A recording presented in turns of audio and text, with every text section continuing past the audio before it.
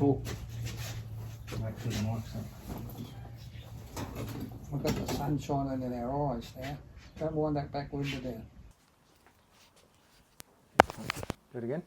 Hello, hello, hello. Ready? I'm ready. So I'm here with my dad. I'm 41. This is Gary. I'm Alan. And I'll be 72 on the 15th of June. Yep. So you can get his details later and send him a birthday card and whatever. But yeah, I'm 41. Dad's 71. And I've just bought my first car, and I want to just explore the story of my first car. So that's what we're going to do. And my story goes back to my dad and back to his dad, and it's in this place of where we are at the moment. So we're sitting on Dad's shed. We certainly are. And this is where Dad would be on the phone most days. Most days. All day nearly. Yep. So that's Dad's making phone call seats. So that's where we are. And we're going to talk about, my first car and your first car. And then, explore the story of my first car. I think that women that have kids generally have like a birthing story. And I think that males, if they're lucky enough, and if women are lucky enough to have a birthing story, they have a birthing story. And if males are lucky enough, they have a first car buying story. And that's what we're going to be exploring. So, anything you want to say before we start? No. No? All right. So, let's go back a little bit, like past this place where we're sitting at the moment amongst all the cars, back to when you bought your first car. Can you tell us about that? Well, when I bought my first car, I was born in 1952 and I was 16, so that must have been 1968. I went to the local Ford dealer in Ipswich and they had a Mini Cooper. Oh, I didn't realise it was Ipswich. Yep, Murphy Lynham Ford. So I went home and got my dad and took him in because he had to go guarantor because I had no money. We took it for a drive and he said, "No, you're not having this one. I'm not guarantor for this one. It's too fast." I said, "Oh, well, which one are you going to go guarantor for?" And he said, "That car over there." And it was a Toyota Tiara station wagon. If you don't know what that is, Google it. Because if I'd have kept it, they're worth a fortune now, because they're very rare. When I got the car... So it wasn't... I thought your first car was a Cortina. Nope. Maybe these stories change over time. Nope. So anyway, I drove that for a while, got my licence on the day I turned 15. On the 15th of June, when I turned 17, I got my licence, and we were roaring around in it, so it wouldn't go fast enough. So I got some grey tape 2 inches wide, which is 50 millimetres, and run it all over the top of the car from one end to the other. So it went 10 mile an hour faster with the stripe on it. Did you actually do that? Yeah. I didn't know that either. And then we wanted to lower it, so I had nothing to lower it with, so we went out to College's Crossing. No, we didn't. We went to Fernvale, the Savages Crossing, and filled up a bag full of rocks and threw it in the back, and it lowered the car 2 inches. I took the 10 miles an hour, so it went 10 miles an hour slower. Okay. So, yeah. So safety, I think safety is part of your story, and I think that's been passed on to me as well. So out at Savages Crossing, you, well, let's go back. You bought the car, and do you think that my pop, your dad, was he like, this Mini Cooper S is too fast and too dangerous, therefore you should have this other one? That's it. He reckons it, because he knew it was a lot slower car. All right, so if I'd have bought that Mini, this shed would have been full of Minis now, not Cortinas. Yeah, so I've got a picture of a Mini here. So that's what a Mini looks like for those people that are not old enough to know. And we can show you, later on we can walk around and show you Cortinas, because that's basically everything you've got at the moment. But going back, so your dad had like this thing about safety. Yep. And I think he passed that on to you, and I think that got passed on to me as well. And I think just the thing, I wasn't planning on talking about this, but do you want to go into the moment at Savages Crossing where you almost died? Is that it? Oh yeah, I was only about 3 years old, walked out too far in the water, bounced up and down, and my dad seen me running it, jumped in the river and saved me. I'd have drowned otherwise. I was about 3 years old. Can you remember it? Just. Yeah. I wouldn't have been here, nor would he. And you wouldn't have a Mini or a Cortina. And a shed full of Cortinas. Yeah. So, your dad, and I've met Pop. He's passed away now, but I had a real feeling of safety safe from him, which is always good. But safe. He just had a safe vibe. So he took me fishing on a boat, and everything, which was in the water too, and everything we did, he was very conservative and safe. And I think he passed that on to you, and I think you've passed it on to me. But what I've been exploring lately is the fact that I reckon safety, like everything, comes with a cost. So if I'm doing things too safe, there's some things I can miss out on. But I'm still grateful that I'm very safe because with all the racing we've done, because safety is ingrained in me, I feel, I can do stuff that's like super risky and fiery, like racing a car, and drive like at 99% for 8 laps. And then just because I trust that safety is deep in me, I can drive that hard and just feel safe. It feels safe because I'd spent all the time, hours and hours and days and weeks making sure the car was safe. Because the last thing I wanted on my conscience was my boy with the wheel falling off, hitting the fence at 100 miles an hour, Yeah. killing himself. Yeah. So I feel that within the car, whichever car I happen to be driving, there was like safety built in. But I think there's also like safety built into me because I think I'm a pretty fiery sort of a person. I was just born that way. Like your mother. Like my mum. Yeah. And I feel your safety has been ingrained in me. So I'm grateful for that, but I'm a bit annoyed as well because I'm 41 now, you're 71, and I've never bought a car, and I think I've taken a lot of your safety advice. He's given me a lot of stick about it, I can tell you that. Yeah. I've been watching all these Facebook things about me being a naughty boy because I would never let him buy a car. Yeah. The poor bastard. I don't know how he ever survived. I used to help him buy the cars and pay for them. And he got the shits. Oh, I can't believe it. Yeah. But so I did literally this morning. I bought a car. I've paid the deposit. I haven't actually paid for it. We'll go into that a bit later. How much? Oh, we'll get to that. We'll get to that.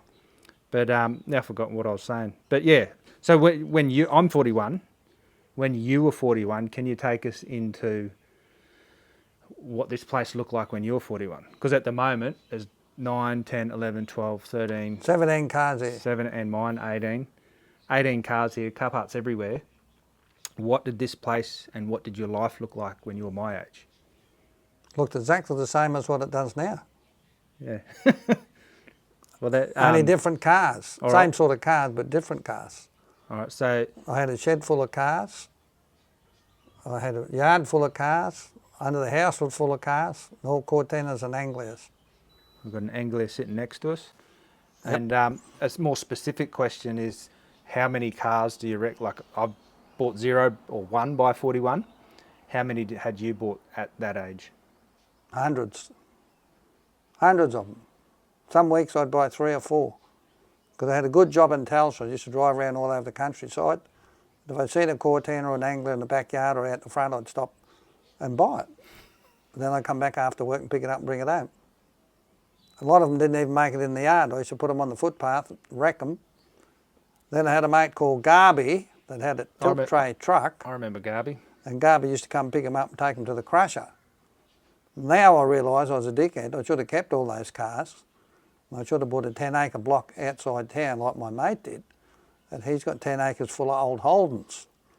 So he's got a fortune sitting in his yard. Where I've only got a few. I think you've got enough cars. You can probably see behind us there's heaps of car parts and stuff there. And all for sale. All for sale. But like things like Garby and things like... Garby Ott. Garby, I think that was his name. OT. Was he your occupational therapist, was he? Nope. But things like moments like Garby, moments like just coming to mind, like when you went and bought a car down near Milton, in peak hour traffic, and I got to drive it back. And the accelerator fell off, The accelerator fell off at the lights in peak hour traffic. so I had to fix it. Well, I had to get off the road first. But good or bad, I feel that cars. Do you know what happened to that car? You sold it? Andrew's driving it. Oh, that was a different car then. No, same car. You sure? Oh, well, there you The go. car he was driving is the one that my other son Andrew's got now, and he's had it for 20 years. And I gave it to him when he was 17. He's now 37, and that's the car that Alan was driving when it broke down. There you go. I A think bit there was more, a think more history. Or here's another one, because I really believe that cars hold story and energy probably a lot more than people believe, A whole lot of money too. and a lot of money. Petrol tanks. They're worth a lot of money. So before mobile phones, and before mobile phones, I was driving out near Corona Downs, and In the middle of the in night, the middle of the night, coming home from his girlfriend, probably, 2 o'clock. I don't know. I remember it You distinctly. are a great storyteller, because I don't think it was. Yeah, I went down the middle of the night. Yeah, I don't think it was 2 o'clock though. But anywho's, so that's a story, and like when your car breaks down, or when my car breaks down, I have this feeling, like that safety feeling. I'm like, oh shit, I'm stuck here. Anything could happen. I'll ring Dad. I better ring Dad. And I feel that you might have felt like that about your dad, but by the time you were 41, you were able to be like, okay, my car's broken down, and then be like, oh, okay, well, I've got all the resources and know how to fix it, RACQ. and you could fix it yourself, and so I've never really.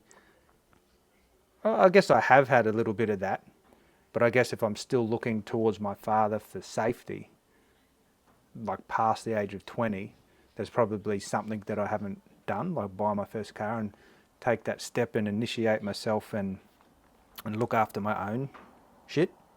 So I think with the good, with the bad, like I think that's bad that I haven't done that generally, but with every like negative story I have, I feel like gratefulness for this other story, because you taught me something when that car broke down. You taught me how to drive without a clutch. I was going to talk about that actually. I was going to wind back. Yeah. Well, I actually drove the car home for him and he drove mine. I drove home with no clutch. So the next day we put a new clutch pipe on because the pipe was plastic and it moved over and hit the extractors, put a hole in it, all the fluid squirted out so he had no clutch. So the next day we fixed it. Then I took him up the road and showed him how to drive it without the clutch. So he picked it up straight away and he'd drive anywhere with no clutch. The hardest part is when you pull up at the stop sign. You could turn it off, put it in first gear, hit the key and jump start. Yeah, so I still have that skill and I use it every day, sort of. Like when I go from third to fourth, I never use a clutch, or from fourth to third to second, I generally get the revs right. And that's like, so that's like a positive story. Like I couldn't look after my own car breakdown, but I learnt this skill that I still use today.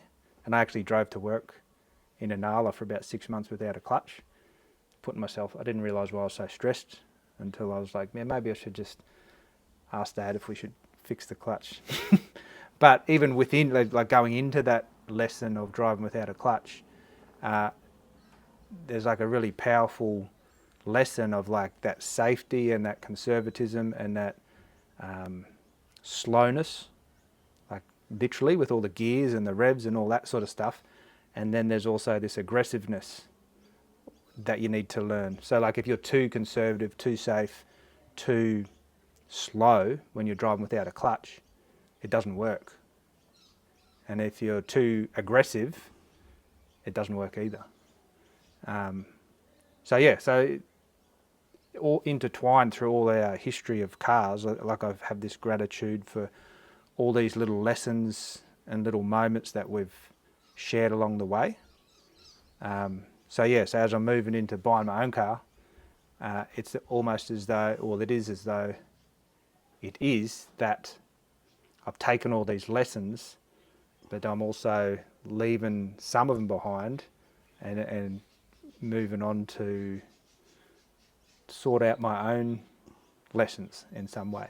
So like I've got written here, because my daughter is now 11, so when you were 41, I was 10, so pretty much the same ages.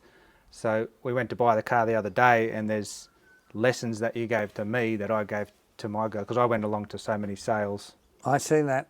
I watched that You on the watched that, video. yeah. I watched them all. I was a bit bloody surprised. You was up sitting on the couch watching Facebook just before. That surprised me. But anywho, Do you get my comments? no, I blocked you. Okay. No, I haven't. No, I didn't. You can comment now. But what was I going to say? Yeah, so like I reckon I would have been to maybe like conservatively 50 car sales with you, like buying cars. And like as we drove there, you would sort of prime me and the information and give me lessons. We drove all the way to Orange to look at a car. Then drove all the way back to Warwick and bought one there. And that was a good lesson. I was like, oh, even if you're committed enough to drive that far, take a sleep overnight, stay down there.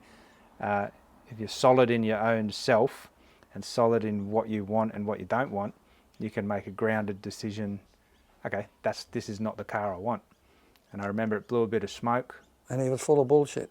And he was full of bullshit. That's part of the story. But like that's a lesson for me, because I when I make big decisions in my life, I sometimes I get caught up in the moment. Like when we were down there, I was like, well, we've driven this far. Why wouldn't we buy it? Just to make it worth the trip. But you were solid in yourself, and you're like, yep, we've driven this far. It's not the car that we want or you want. Let's leave it. And we drove all the way back and bought one. Used to sit right here, didn't it? Yep. Yeah, so Lotus Escort it was. orange one. Orange Lotus Escort. They're supposed to have 19,000 miles on the speedo. Mm-hmm.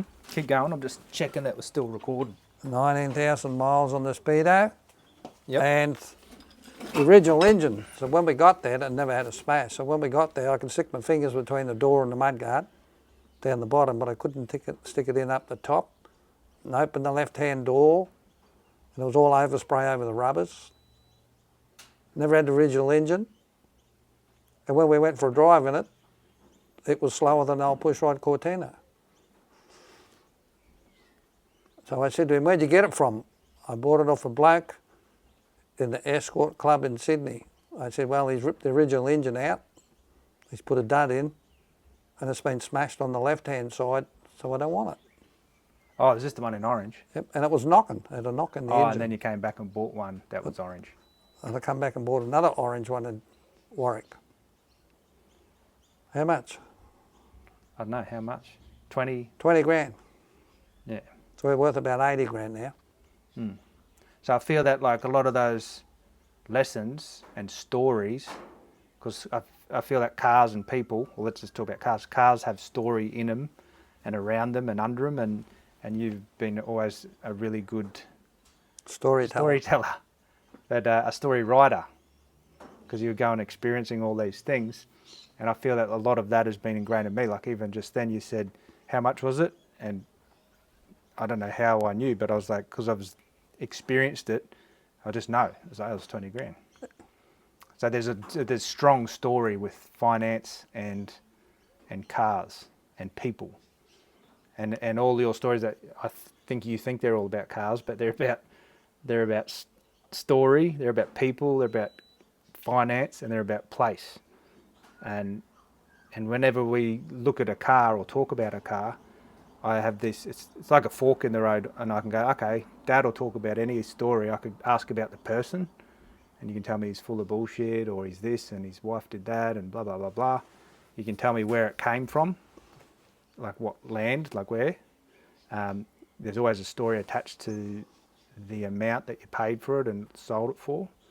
And then there's the car itself, which holds all of that. And there's, this mudguard comes from that car, and this bit here comes from that car over there, and blah, blah, blah, blah, blah. So it's just like this intricate storytelling, which I think is why I'm so attracted to cars, even though I've never bought one. Yes, you have. You bought one today. I bought one today, which is pretty cool. I sold a car, but that's another story, and I'm going to sell that one over there soon. But some of the practical lessons that you taught me about buying a car, even though I never did buy one until today, is, and I wrote them down and taught them to my girls the other day, which you've seen the video of now. But you always got to make an offer, which I did, and I won't tell you the price yet, but yeah, it's an emotionally charged story. But it was a particular amount when I saw it on the side of the road, and then I saw it online and it had gone down by 1,000, and then I made an offer because you taught me to do that, and I bought that. I remember buying that push bike at the flea market. I made him an offer as well, and I was like, oh shit, it worked. But anywho's, I made him an offer of 500 below that, and then I've hooked in a few other things to make it more worth my while, and I'm comfortable with the price now. It's probably still on the top end of what it's actually worth, but I feel grounded and I feel comfortable in making that purchase. So I'll tell you the exact price when the camera's off, but that's my buying story of the finance. Then there's other stuff in there, but that's the part of the story of the finances. Just don't add it onto your house loan. No. Or you'll pay 50 grand for it. And another thing that you taught me was always pay cash, which is just what you're talking about now. And I remember you would always, another part of that is you would actually bring the physical cash. So I didn't do that. But I probably could have got it even cheaper if I did. If I just smacked the cash on the thing and said, you ready or not? I could have given you a loan. But anywho, so the But finance... I didn't want to get involved. The finance story with this one is, I didn't just pay for it cash up front, without telling you everything. Like I've taken like a bit of, I'm well ahead on my home loan. So I've used a bit of that, used a bit of my sub loan, bit of my savings, and crunched some numbers, and it's doable. But what I didn't do, and I feel I got this from you as well, what I didn't do was buy a $60,000 car and then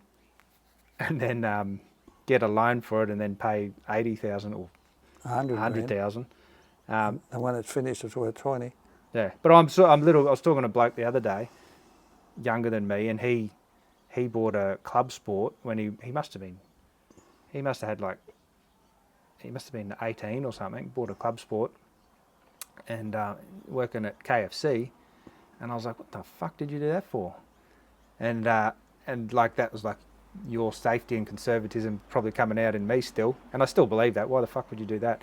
But I was also a little bit jealous of him because I was like, man, you're just 18 working KFC and just get yourself in that much debt, and just like that's like fiery, and there's like something I wouldn't, it has its drawbacks, but there's something admirable about that. Like people that just go for it and get themselves in debt. Yeah, they get themselves in debt, all right, for the rest of their life. But he's going all right. He's got a nice car now, which is probably a bit more conservative. But anyway, the first lesson I took along was I made an offer, so I did that. Cash, not exactly like you would do it, rolling up with the cash, but pretty close. I'm not getting a car loan. So have you ever had a car loan? Yep. What for? HD Holden. Yeah? Oh, You're still paying it off? Yeah. I've had three car loans in my life. Owned thousands of cars. If I never had the cash for them, I wouldn't buy them. Yeah. So I think that makes a lot of sense.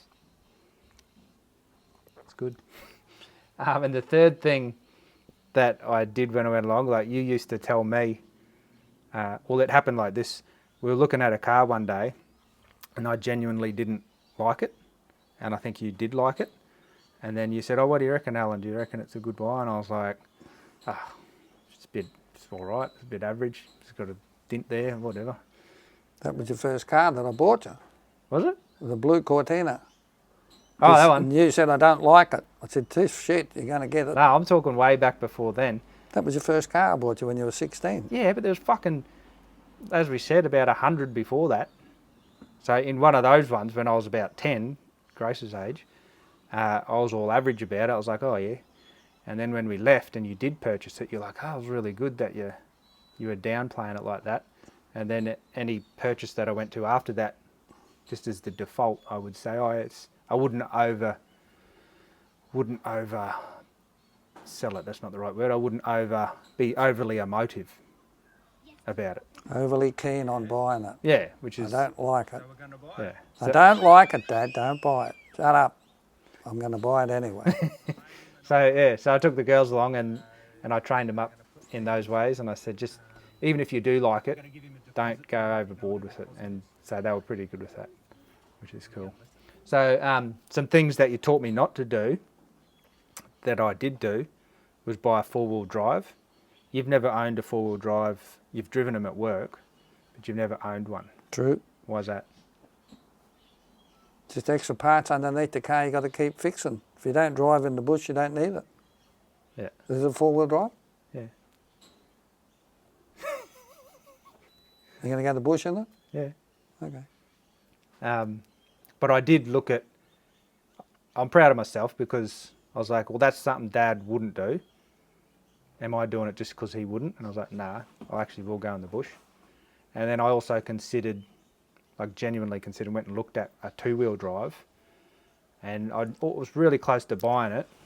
Probably had a better towing capacity, but it just, it looked nice, two-wheel drive, and it would have done the job. But then I looked underneath it, and it had been like an engineer that did like pavers and stuff. So any of that limey stuff that got on there, I think it really affected underneath the car. So, yeah, anywho's. So I didn't buy that, so I got four-wheel drive. Another thing you told me not to do is get a diesel. Have you ever had a diesel that's not at work? Nope, no diesel. Why is that? Expensive when they break down. But in saying that, the late model cars are all expensive when they break down there. Yeah. And I took some advice from someone that wasn't you, your mechanic. There was sort of both of our mechanic. And he said, steer away from the 5-cylinder ones. He said, go back a bit older. If you're getting a ute, go back a bit older and get something a bit that doesn't have 5 cylinders, because you'll be... Is it 4 or 6? It's 4. And that's something I took on board as well, which is ingrained in me. Is like, no need... Turbo? Yeah. Race car? Something I took on board was like not to go overboard. Like I could buy a V8 Cruise, like V8 something or other, but yeah, there's no real need to. So you don't want a V8 Land Cruiser, they're too expensive to run. Yeah. So anyway, I feel I've done a good job of taking on board a lot of what you've said and taught me, and gone and done some things that I want to do as well. And other thing that I already know the answer, but just for anyone listening, like, is it a good idea to buy a ute? Because that's what I bought. I know, it's in it. Have I've seen you sitting in it. Yeah, well, you haven't seen the... I haven't seen the real deal yet, but I've got an idea. Yeah, all cars look the same from There's inside. thousands of them driving around. It's a white one, isn't it? Yeah. I think it's the one I looked at on the side of the road at Carolee. Yeah, it is. Did you have a look at it, did you? No. Yeah. Well, anyways, the mechanic, he advised me to not get a 5-cylinder or it'd be fixing all the time. So I was like, yeah, that sounds like good advice. A newer car, they're generally, I don't know, when they stuff up, they cost you a lot more to fix. So this is about the age, 2012. I was like, that's when they still didn't put GPS and stuff in them, and I think I've done a good job of getting the right age, the right car. Maybe it's probably about $1,000 more than it's worth, but that's what I'm getting. So that's that. And yeah, anything else you want to say? I just hope you have many, many, many years of happy motoring in your ute. Yeah. And the best part of it is you didn't have to get my Falcon to tow the bloody trailer anymore. Yeah. which is good. Yeah. Yeah. So I work with fathers and men, and I felt a bit challenged to do that when I was scurrying back here to pick up the falcon every 2 weeks. Which was good. It kept it running anyway. Yeah. I'll come back and give it a flogging every so often. No. Came back here to borrow that and then take the ice bath on the trailer there and do that, and then I felt like I wasn't stepping up to be a man. Being a man's more than having a car, but in that area I wasn't stepping up. So I bought a car now, and I'll be able to take the ice bath behind that, and I've got a caravan as well, and I definitely couldn't tow the caravan with the Pulsar over there. But so that's the story. It's a granny's car. The Pulsar's a granny's car. Yeah, well, when we walk around in a minute, I'll show the viewers. It is a bloody granny's car. What else? So we'll talk a little bit about racing as well, and then we'll go for a walk around. So tell us about your racing history, your age, and just tell us. Well, I was a young bloke. I couldn't drive a warm knife through hot butter. If I went fast around the corners, I used to tip the car over, which I did. So I thought there's got to be an easier way to go racing. So I went drag racing in an Anglia, 105E Anglia. And we ended up with an Australian record and a Surfers Paradise record back in the 70s. So how old were you then? I started drag racing when I was about 20 and went to about 28. Oh, yeah. That's pretty cool. And then the racing that we've been doing, Circuit racing, yes. circuit racing, is it's been a journey. So I think the first time I raced was on the dirt track. No. First time he raced was in his blue Cortina that he didn't want me to buy, which I bought. And we went to Lakeside, and he did the last race meeting in 1999 before they closed the track. And I've actually got video footage of him roaring around the track, chasing a Mark II Zephyr that had a aluminium special head on it. He couldn't believe Alan was catching him and passing him. I'm pretty bloody good, eh? They're pretty bloody good. He had a good teacher. So like, I've been reflecting on this the last couple of years actually, and I feel that because I've never taken ownership, because that's what I've mainly been talking about. I never took ownership of a car. When I was racing, I felt there's this feeling that you get in a race car that, or you had some ownership story about your race car. I'll tell you about racing with Alan. When Alan was in the race car racing, there was no bastard hanging over his shoulder telling him what to do, where to go. No, don't do that. No, I don't want you doing that. No, you've got to do this. When he's in a race car, and he's in his world, and he can do what he wants, and he does it well. Yeah, there you go. Well, we can finish now. That's all I wanted to hear. But it is definitely true. There's a feeling you get in a race car. I think you get in any car. Like, you can sit there and look at it, and you go, okay, I wonder who owns it, blah, blah, blah. Wonder what the story is around it. And then as you get out and move, like, you have to take ownership of it. Otherwise, if you just relax, it'll just drive off the road and hit a house. So like, once you get in the driver's seat, it doesn't matter who financially owns it. You have more at stake than whoever owns it. So then when I'm racing and I'm going like 180 into a corner, and then most people would be doing 175, I'm like, yeah, there's the brick wall, there's concrete wall, and if I hit it, I have ownership of that. So I felt with that mix of like ingrained safety, the fire I was born with, and that ownership that I noticed when I was in a race car, I think that's why I'm pretty good. I do think I'm a pretty good racer. I reckon you're a pretty good racer too, just a pity we weren't doing a little bit of it. Yeah, I haven't done it for a while. I think I've just been on a journey of 3 years. of ownership and figuring that out. So Are we going out on Father's Day again? Lunchtime? When's Father's Day? 1st of September. Yeah, all right. We'll do a video. Do you want the blue one or you want the white one? The blue one. Yeah, let's do that. We'll make a video, hey? I'm going to go and buy some tyres. Yep, Here's some tyres here. they're all sagged. No. Never stopped you before putting them on there. Anywho's, what was I talking about? You said we're just about finished. Oh, we're going to show everyone. Yeah, so anyway, with the race cars, I feel that when I'm speeding and taking ownership of my own risks, you're exactly right. That's what really attracts me to it. And when you're good at something, you generally... Good at it. Yeah, you generally want to do it.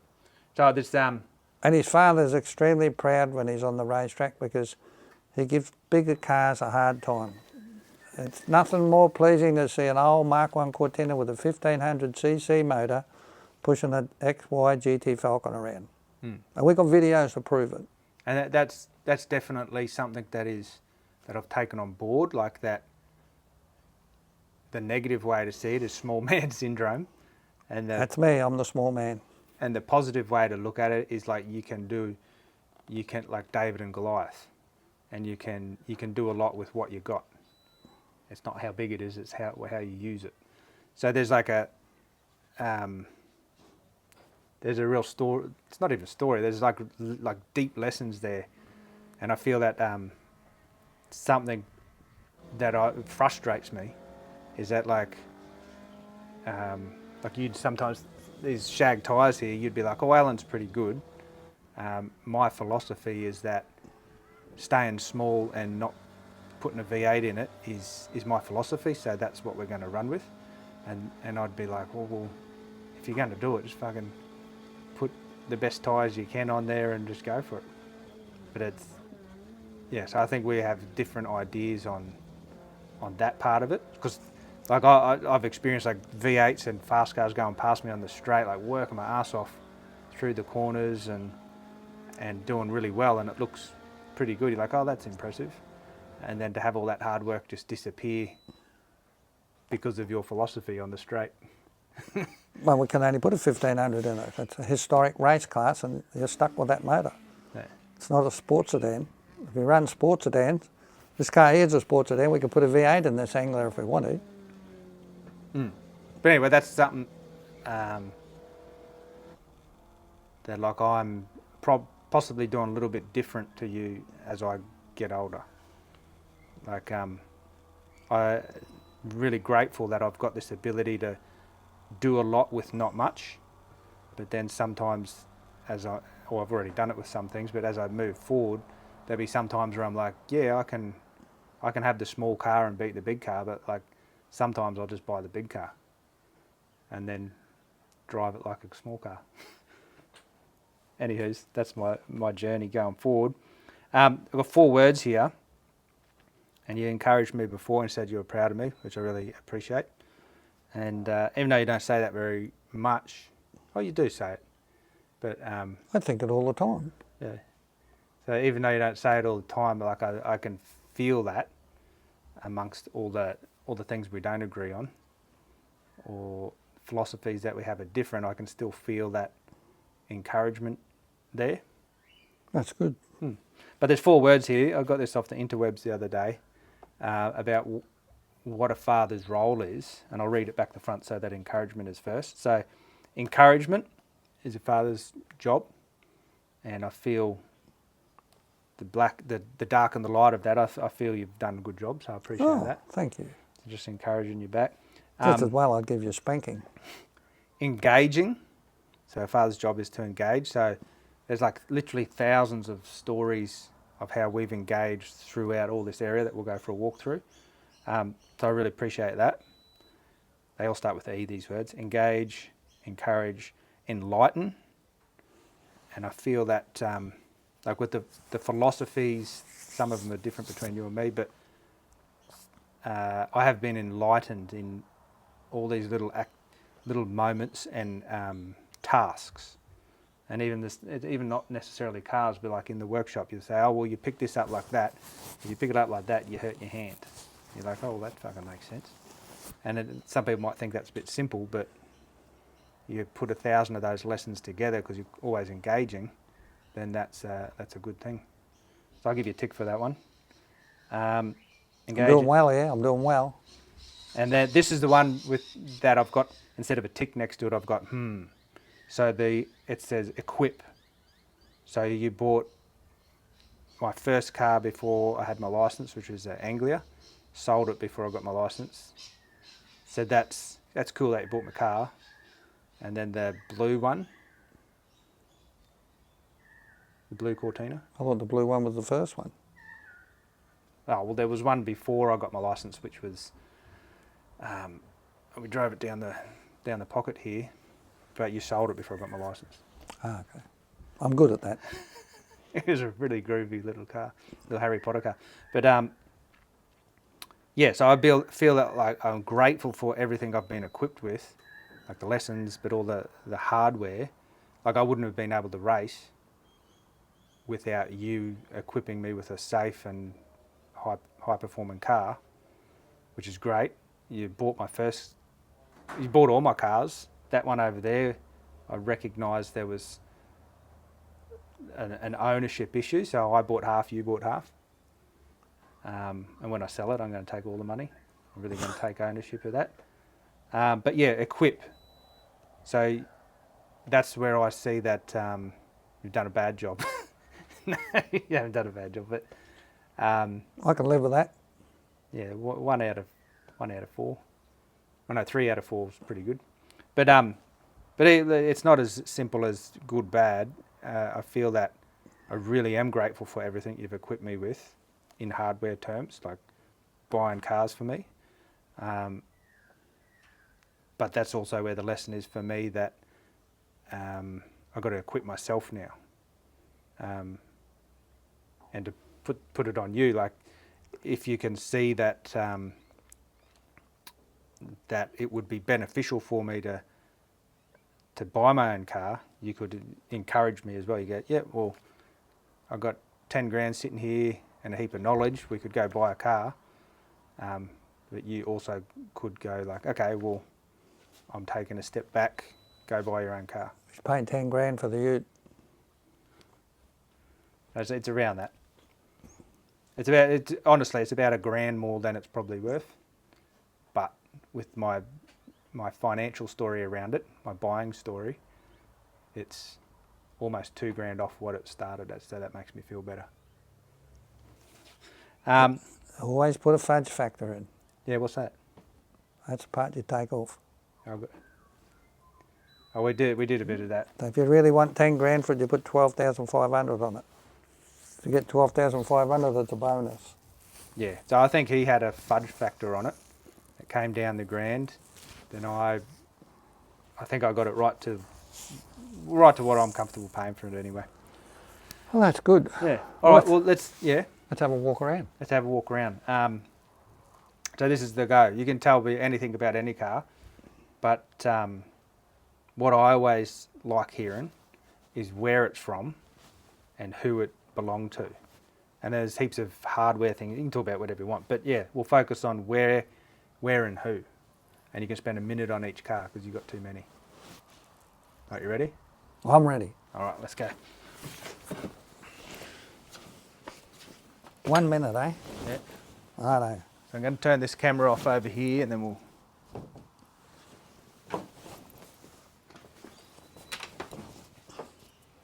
This is Harry Potter's car. Yep. Harry Potter, if you've watched him, flies around in the sky in a blue one with a white roof. Mm-hmm. This car's a 1964 Anglia. Yep. Bought in 1963 by Bill Lupke from Lowood. Bill raced it from 63 to 1969. And in that period, it went from an Appendix J historic race car to a sports sedan with a Cortina rear end that's 3 inches wider than the front, Cortina gearbox and Cortina motor. Yeah, nice. Modified front end. No engine. Engine's on the bench. We'll go to the workshop and then we'll go to the next car. I know.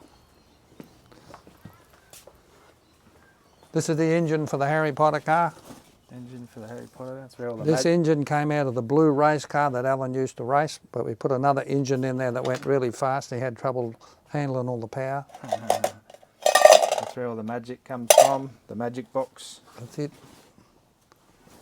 And that's all the spare parts up there that we want to sell. So if you see anything up there you like, let me know. That's my microphone. That's his Packet. microphone. Yep, we've got a bit of everything.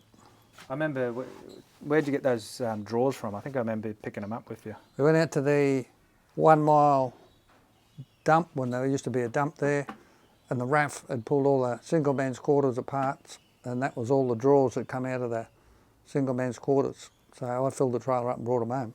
All right. You got a heap of, I think I was with you. I think I drove down there when I was about 6 years old at the dump there. Yep. That was a good experience. All different types of Cortina Anglia heads. All right, tell us just about one of them. So if you need a race car head, we got plenty of them. Oh, so don't tell me about one of them. All this stuff's on Gumtree. I've got 105 items on Gumtree for sale. 105 items, nice.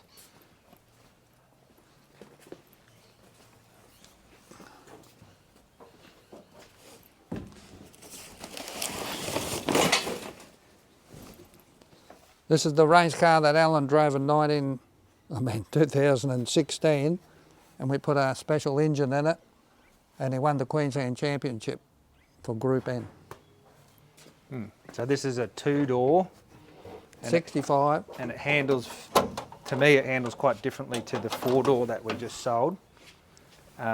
This car's real twitchy. But when you're racing, you can sort of Untwitch afford it. that. Like you want to be twitchy sometimes when you're racing anyway, so this is a twitchy car.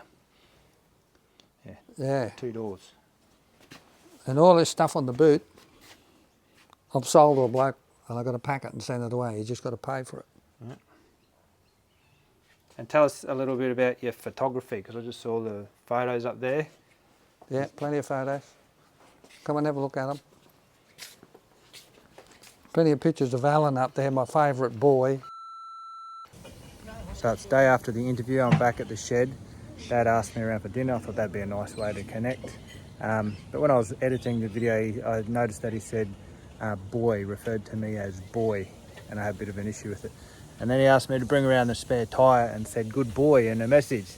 And then we had a bit of a chat back and forward. And now he's here cooking dinner. I just not sure whether the dinner comes with the condition that I have to be the boy in the relationship.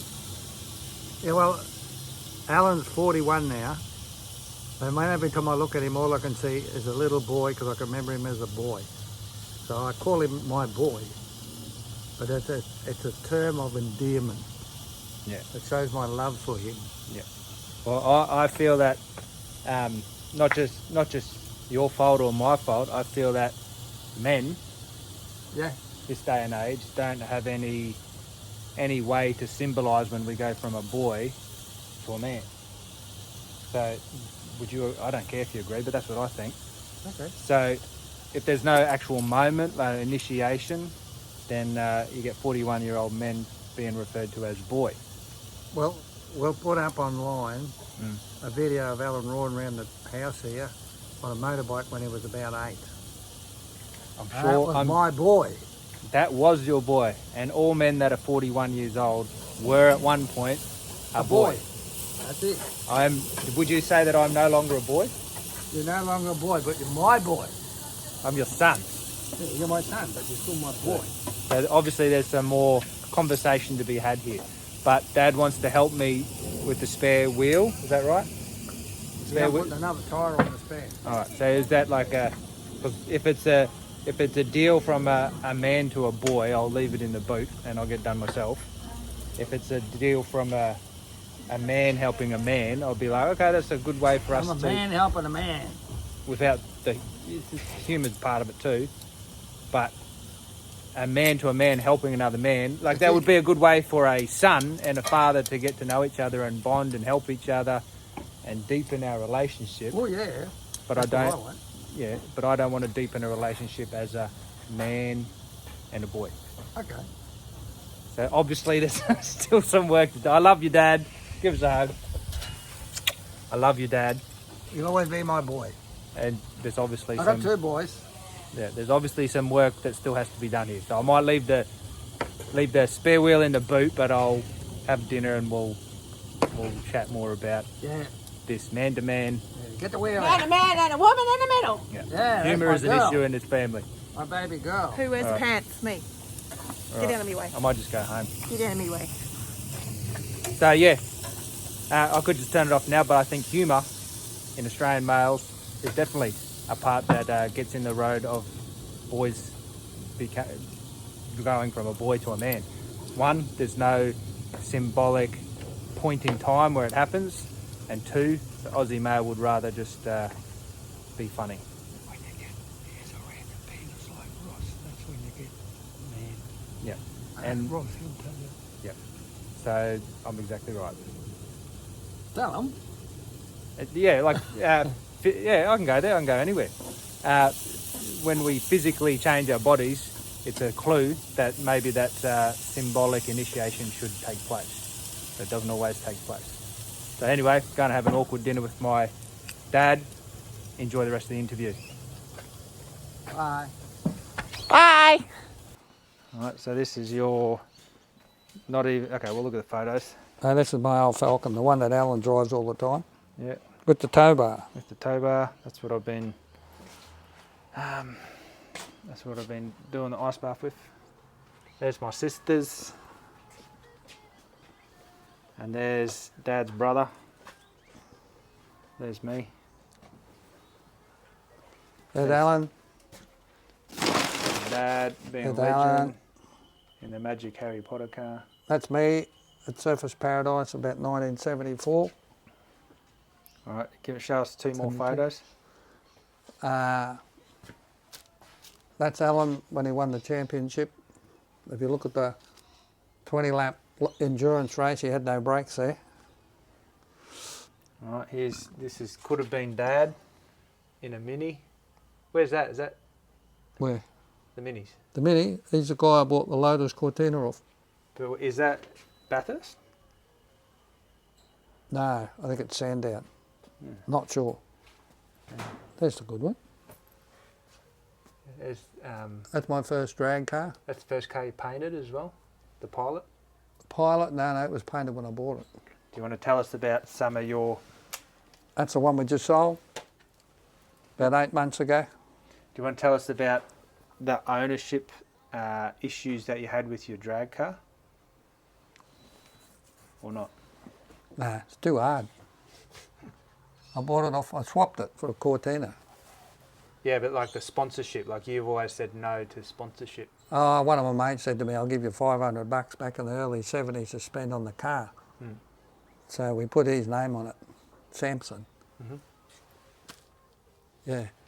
And $500 doesn't sound much, but when you're earning $50 a week back in 1970 odd, that was a lot of money. And I think I remember you saying that you wouldn't take sponsorship from any of the... Castrol tried to sponsorship me at Surfers Paradise back in the mid-70s, and they wanted me to forfeit the car, and they own the car, and I drive it. And I told them to piss off. There's the first blue car you bought me, That's it. with a fucking boat steering wheel on the racetrack. That's always fun. There it is. Oh yeah, There it is. Driving in the dirt. All right, let's go under the house and look at other things. Here's Mum's car. Yep. That's a granny's car. It's a granny's car. That's a granddad's car. That's your day car. Do you want to tell us anything about that? See, this is what I believe, that like you've got all this coolness around here, and then that gives this a different feel, a different vibe. So your coffee car has a different vibe. My coffee car doesn't have a fleet of coolness behind it. It just looks like a grandma's car. So does mine. That was a grandma's car. I bought Yeah, it. we got fucking 50 other cool cars. I bought it for your mother, and she drove for 2 weeks and didn't like it. So I gave her my car and drove that. So I've been driving it for 8 years. Anyway, if anyone wants to buy this one, How much is the granny's car? $8,000. Oh, okay. We've got a bit of fudge factor in that price.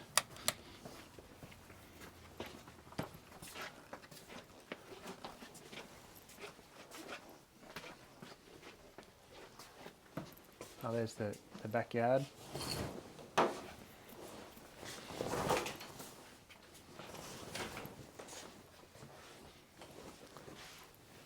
Lotus Cortina race car.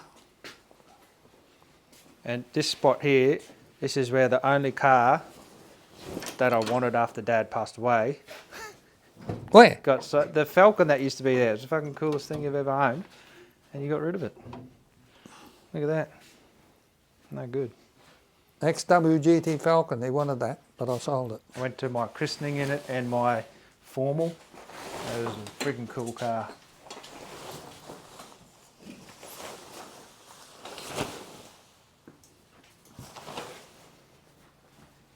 Do you want to tell them how I was right about the engine issue here? Tell them what?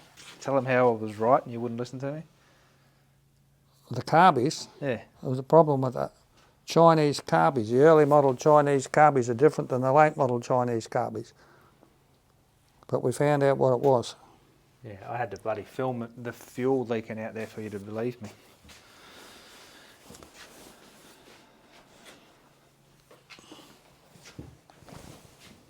What's this?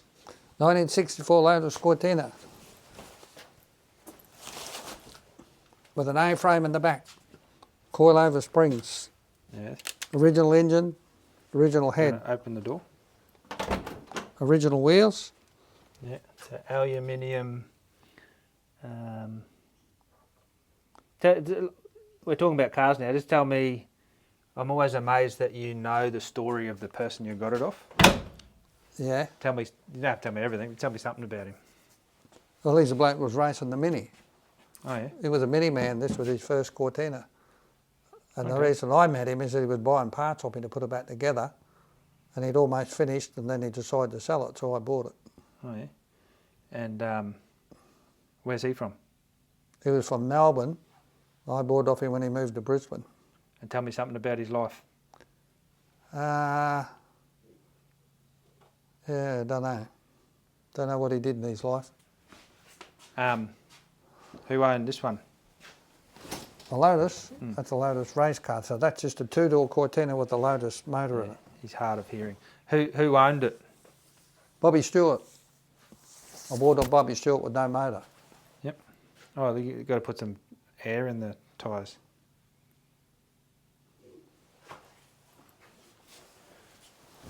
And who'd you buy this off? Well, I bought that about 30 years ago when I bought this. This one? And I bought that 32 years ago. That's the only one in the world, that one. Yep. But anyway, who owned this one? Can you remember? Errol Rasmussen. Mhm. I bought it off him. He was an ex-army bloke. Mhm. It's a GT500 Cortina, Bathurst one, special. Yeah, cool. So it's got extra tanks in the back. Yep. Big brakes. Got a 500 badge on it. Yeah. Two filler necks, one there and one over there. Yep. Big tank in the boot. Extra tank. Cool. Big air scoops under the front for the brakes. Yep. Tell us about this one. That's a 1965, 66 four-door fastback. Yep. Owned by the Ford manager called Lou Bant. Four-door automatic. They made 3 two-door cars and 1 four-door. Mm. This is the only one in the world. And didn't you find like a heap of information and books and stuff like under the carpet? Yeah, all the pension papers. Pension? Yep. Pension papers.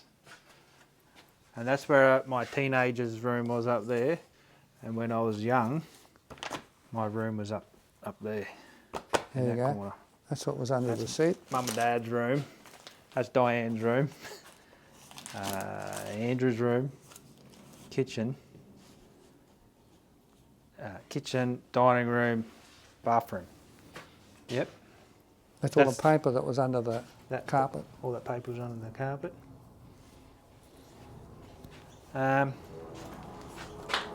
Old tyres. All right, you've got four minutes left. 4 minutes. Yep.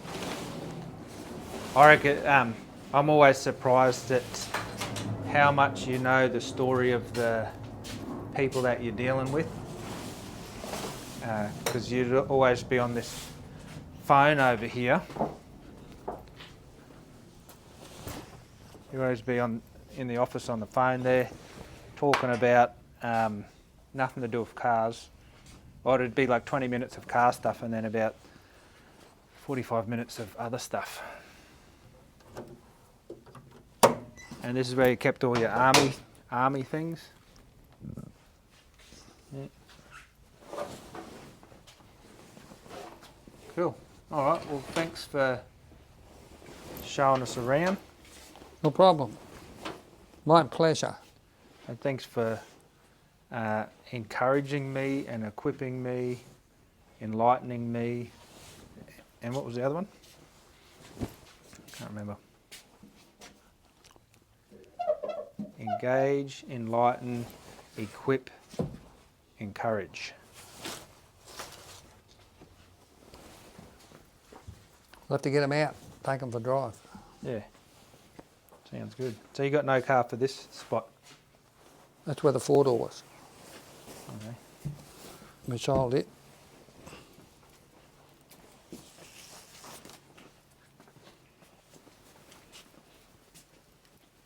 There you go, look, Lotus heads, 4 of them. We've just had that Lotus head done, it's waiting to go on the race car. And Dad lives, eats and shits Cortinas. That's why there's Cortinas in here as well. Here's me and my little bro. That was the race car that Dad had before I raced, or one of them. There's me.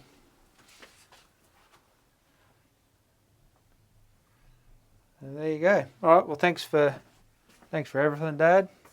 No problem. And if anyone wants to buy that thing, let me know. Oh, This is me. so where'd this one come from? This is a 4-door 65. I bought it off a guy at Logan and it came with 10 engines and 10 gearboxes. Surprised it's still running. It's been there about 15 years. I bought this one 25 years ago off a bloke called Lance. It's a Mark II GT, a real one. It's just about buggered now, but Where from? north side of Brisbane, Yeah, nice. Zilmere. Zilmere. This one come from Vulkaraka, Oh, did it? across from the school out there. Huh. What's the name of the school? Leichhardt. Eh? Leichhardt. No, Westpac, Westpac. Westmac. Oh, Westpac. Right. Yeah, nice. I bought it to put engines in the back. It's got 10 motors in the back of there. Yeah, it must be fast. This is the one I bought. Alan got me this one. Me? Up the road from where he lives. Remember the guy? Was No. sitting in a cane field. Canefield. Yep, he bought it up in Bundaberg, brought it down, and then he had to leave Ipswich, and you rang me up and said you want to buy a 2-door Cortina. About Oh, 10 from Bundy. Yeah, well the guy lived up the road from your place. Oh, there you go. Where's this one from? This one I bought about 25 years ago down at Bundamba behind the paper shop. Yep. 65 4-door Cortina. Yep. Trailer. My dad's trailer, he bought that brand new in Broken Hill when I was 14, so that was built in 1966. Broken Hill. 1969 Mark II Cortina was going to be Andrew's first car, I think, but we ended up with something else. And you got engine gearbox mount there. Yeah, Mark I Cortina. Nice. It's a 65 4-door Cortina. All the bits off it have gone on about 6 different cars.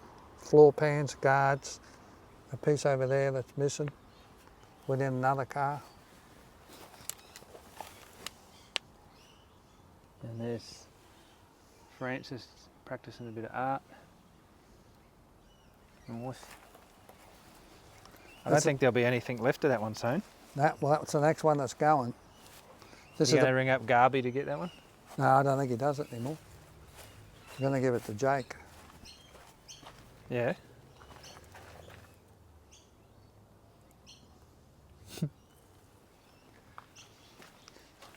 This one I bought 3 panel vans from that bloke out Walkaraka. Woolcrack opposite Westmac, and I had another one sitting here, and a guy come in and wanted the one I had because it was straight, and he'd smashed this one, so he gave me $500 and gave me his car. And that one come from Westmac at Woolcracker also. You got them all at the same spot. Yeah, nice. Oh, and where'd that little shed come from? The shed was a mobile mechanic, and about 40 years ago I bought it off him and put a concrete slab there. That was a cubby house for the kids. But the mobile mechanic had that on the back of the ute. Is that right? Just have it on a trailer. I'll finish off with a nice little story. So there used to be a sand pit just there, and I used to bury stuff in it, like a gun and just toys and stuff. So did the cats. So did the cats. Used to bury stuff in there. Dig holes and shit in them. Yeah, and then I would go run across here, and then Dad would be working in there, and I'd say, Dad, can you come and look for some treasure with me? And then we'd go back here, and Dad would know that Alan would dig in the right spot, and he would just pretend to dig in the wrong spot, and I'd find some treasure. That's it. Oh, well, that's pretty good for a dad that's busy doing car stuff. So that was very engaging. All right, anything else? No, that's it. That's it. All right, well, thanks for that. Give us a hug.